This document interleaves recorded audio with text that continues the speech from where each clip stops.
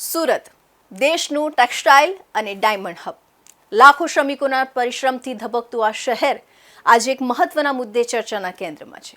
કારણ કે ઘરગથ્થુ ગેસ એટલે કે એલપીજી મેળવવામાં મજૂરોને પડી રહેલી મુશ્કેલી. સુરતના the southern Gujarat chamber of commerce and ઇન્ડસ્ટ્રીએ જિલ્લા કલેક્ટર ડોક્ટર સૌરભ પારધીને એક મહત્વપૂર્ણ રજૂઆત કરી છે. આ રજૂઆતમાં ચેમ્બરે શહેરમાં વસતા લાખો માઇગ્રન્ટ શ્રમિકોની વાસ્તવિક સમસ્યાને ઉજાગર કરી છે. રેશન કાર્ડના અભાવે ગેસ કનેક્શન મેળવવામાં પડતી તકલીફ. ચેમ્બર પ્રમુખ નિખિલ મદ્રાસીએ જણાવ્યું છે કે સુરતના ટેક્સટાઇલ, ડાયમંડ અને અન્ય ઉદ્યોગોમાં કામ કરતા લગભગ 60% થી 80% શ્રમિકો અન્ય રાજ્ય અને જિલ્લાઓમાંથી આવ્યા છે. આ શ્રમિકો શહેરના વિકાસમાં મોટો ફાળો આપે છે, પરંતુ તેમની પાસે સ્થાનિક રેશન કાર્ડ ન હોવાના કારણે તેઓને ગેસ જેવી પાયાની સુવિધા માટે પણ સંઘર્ષ કરવો પડે છે. વિચાર કરો, રોજ મહેનત કરતો શ્રમિક દિવસભર ફેક્ટરીમાં કામ કરે અને પછી જ્યારે ઘરે આવે ત્યારે રસોઈ માટે ગેસ મેળવવો પણ મુશ્કેલ બને. તો આ કેટલું દુઃખદ છે. હાલની પરિસ્થિતિમાં ગેસ સિલિન્ડરની અછત અને પ્રક્રિયાની જટિલતાના કારણે શ્રમિકોમાં અસંતોષ વધી રહ્યો છે. જો આ સમસ્યા યથાવત રહેશે તો એક મોટી ચિંતા ઊભી થઈ શકે છે.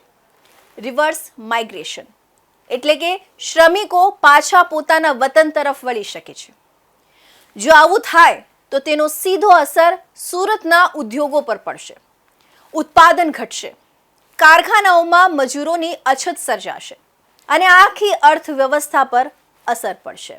આ પરિસ્થિતિને ધ્યાનમાં રાખીને ચેમ્બરે એક સરળ અને પ્રગતિશીલ ઉકેલ સૂચવ્યો છે: આધાર કાર્ડ આધારિત ગેસ વિતરણ વ્યવસ્થા. આધાર કાર્ડ આજે દેશભરમાં માન્ય ઓળખ પુરાવો છે. જો રેશન કાર્ડની જગ્યાએ આધાર કાર્ડના આધારે એલપીજી સિલિન્ડર આપવામાં આવે તો લાખો શ્રમિકોને તરત જ રાહત મળી શકે છે.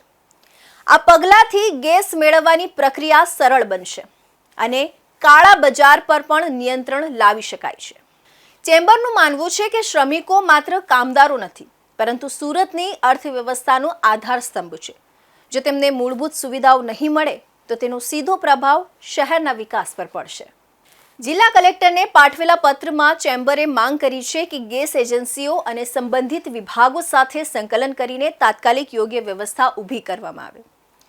આ મુદ્દો માત્ર ગેસ પુરવઠાનો નથી, આ મુદ્દો છે માનવતા, સુવિધા અને સમાનતાનો. સવાલ એ છે કે શું આપણે આપણા શહેરને આગળ વધારનારા આ શ્રમિકોને તેમની મૂળભૂત જરૂરિયાતોથી વંચિત રાખી શકીએ? અંતમાં એક સંદેશ સ્પષ્ટ છે: સુરતના વિકાસ માટે શ્રમિકો જરૂરી છે અને શ્રમિકોના સન્માન માટે સુવિધાઓ જરૂરી છે. જો આધાર કાર્ડ આધારિત ગેસ વિતરણ વ્યવસ્થા અમલમાં આવશે તો તે માત્ર એક નીતિ બદલાવ નહીં, પરંતુ લાખો પરિવારો માટે જીવન સરળ બનાવતો એક મહત્વપૂર્ણ પગલું સાબિત થશે.